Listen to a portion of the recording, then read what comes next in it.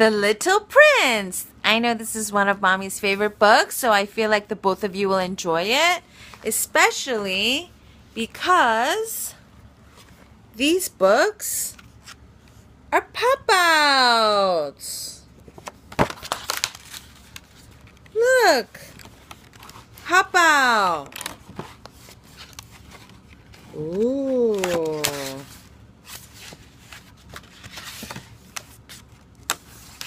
Ooh. So, Janice, this is a very long book.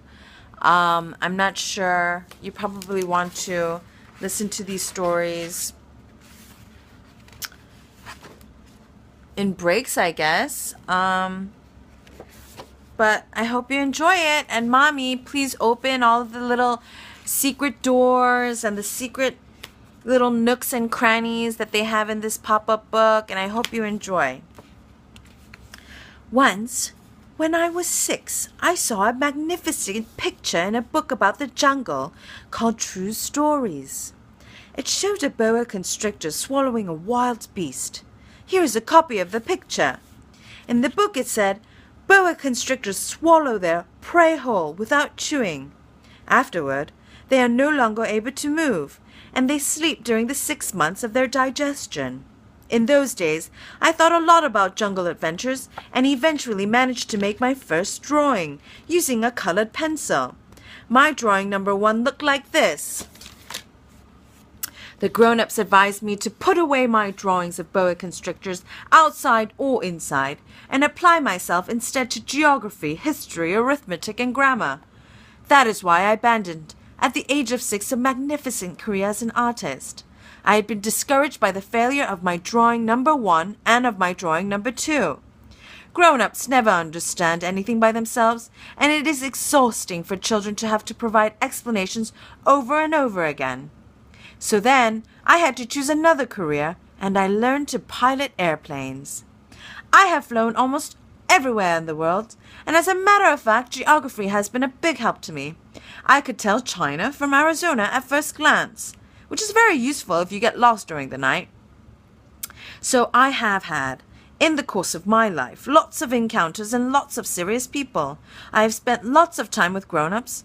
I have seen them at close range, which hasn't much improved my opinion of them.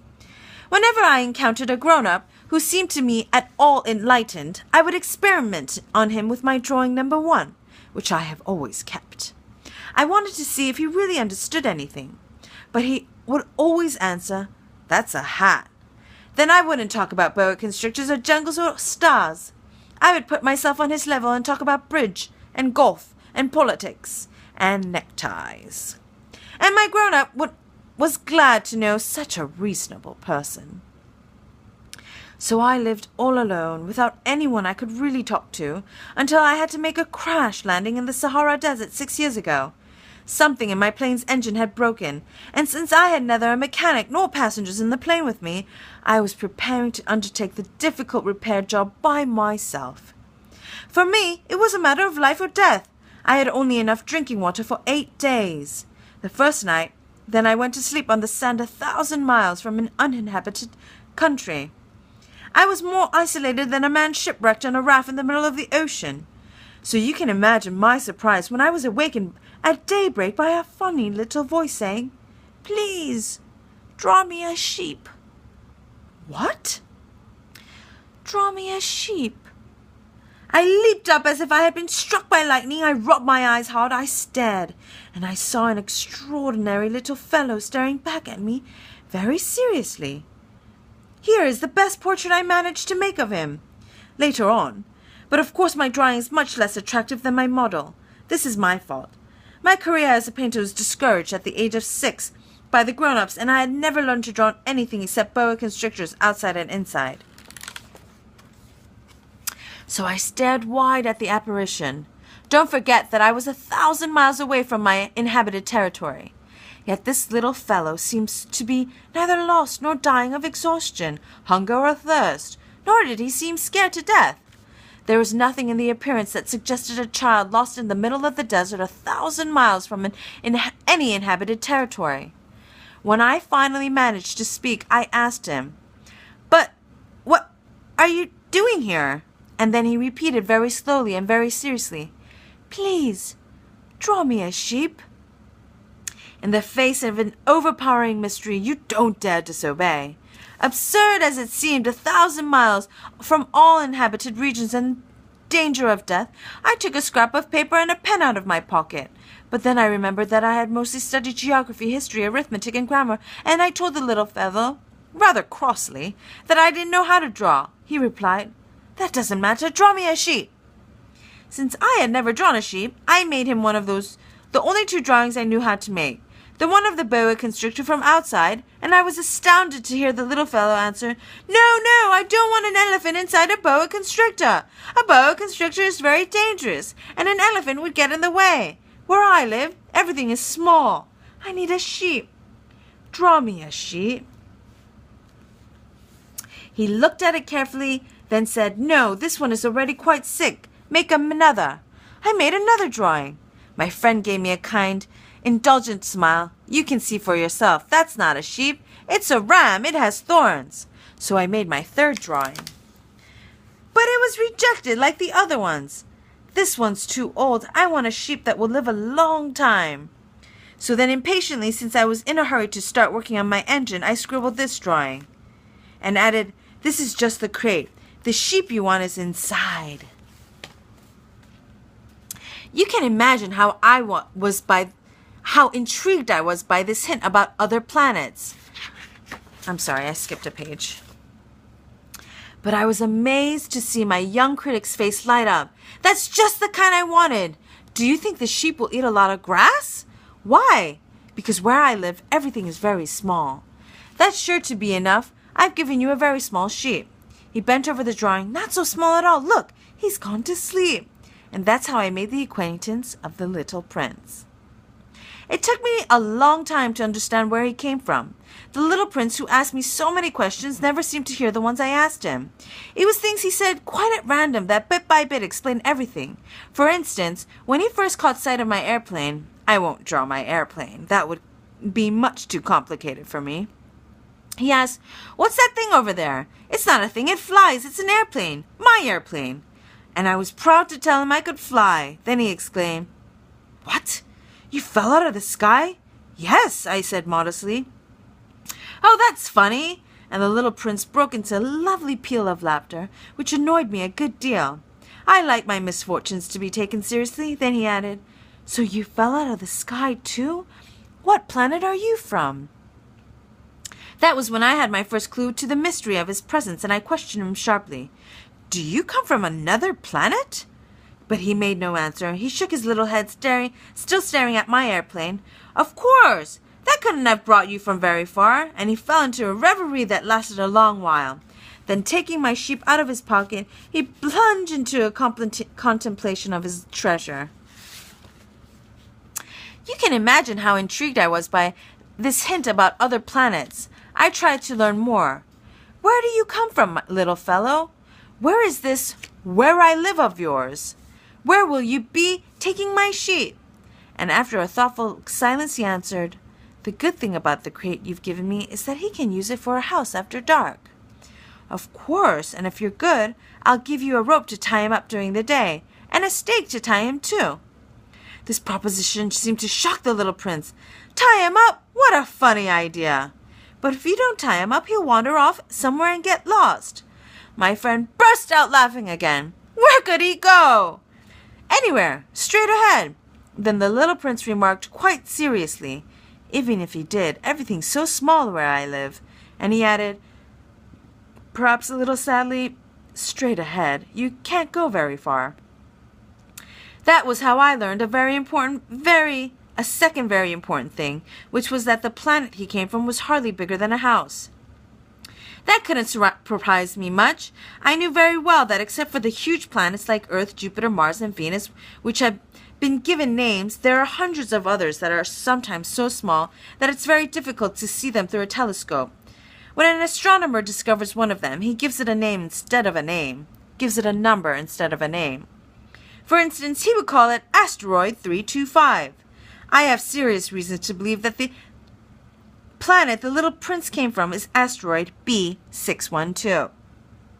The asteroid has been sighted only once by telescope, in 1909 by a Turkish astronomer who had then made a formal demonstration of his discovery at an international astronomical congress, but no one had believed him on account of the way he dressed. Grown-ups are like that.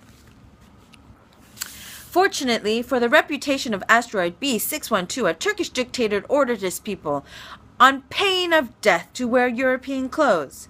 The astronomer repeated his demonstration in 1920, wearing a very elegant suit. And this time, everyone believed him. If I've told you these details about asteroid B612, and if I've given you its number, it isn't on account of the grown-ups. Grown-ups are like numbers. When you tell them about a new friend, they never ask questions about what really matters. They never ask, what does his voice sound like?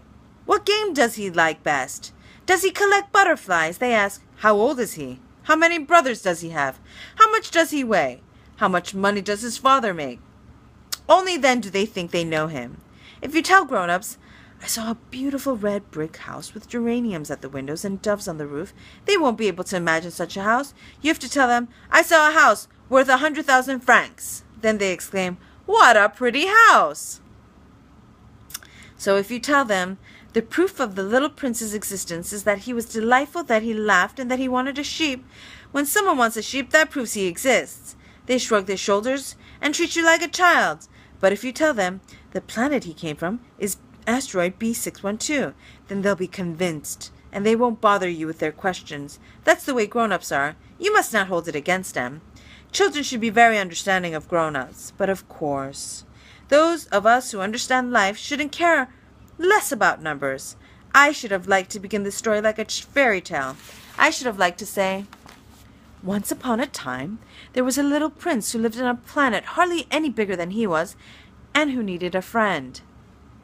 For those who understand life, that would sound much truer. The fact is, I don't want my book to be taken lightly. Telling these memories is so painful for me. It's already been 6 years since my friend went away, taking his sheep with him. If I try to describe him here, it's so I won't forget him. It's sad to forget a friend. Not everyone has had a friend, and I might become like the grown-ups who are no longer interested in anything but numbers, which is still another reason why I've bought a box of paint and some pencils. It's hard to go back to drawing at my age when you've never made any attempts since the one of a boa from inside and the one of a boa from outside at the age of 6. I'll certainly try to make my portraits as true to life as possible, but I'm not entirely sure of succeeding. One drawing works, and the next no longer bears any resemblance. And I'm a little off on his height, too. In this one, the little prince is too tall, and here he's too short. And I'm uncertain about the colors of his suit, so I grope in one direction and another as best as I can. In the end, I'm sure to get certain more important details all wrong. But here you'll have to forgive me. My friend never explained anything. Perhaps he thought I was like himself. But I, unfortunately, cannot see a sheep through the sides of a crate. I may be a little like the grown-ups. I must have grown old. Every day I learn something about the little prince. His planet, about his departure, about his journey. It would come quite gradually in the course of his remarks. This was how I learned on the third day about the drama of the baobabs. This time, too, I had the sheep to thank, for suddenly the little prince gave me a question as if overcome by grave doubt. Isn't it true that sheep eat bushes? Yes, that's right. Ah, I'm glad. I didn't understand why it was so important that the sheep should eat bushes, but the little prince added, and therefore they eat baobabs, too. I pointed out to the little prince that baobabs are not bushes, but trees as tall as churches, and that even if he took a whole herd of elephants to pack his elephants, that herd couldn't finish off a single baobab. The idea of the herd of elephants made the little prince laugh. We'd have to pile them on top of one another. But he observed perceptively, before they grow big, baobabs start out by being little.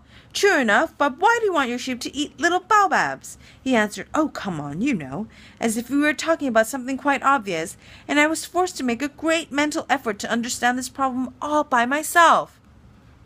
And in fact, on the little prince's planet there were, as on all planets, good plants and bad plants.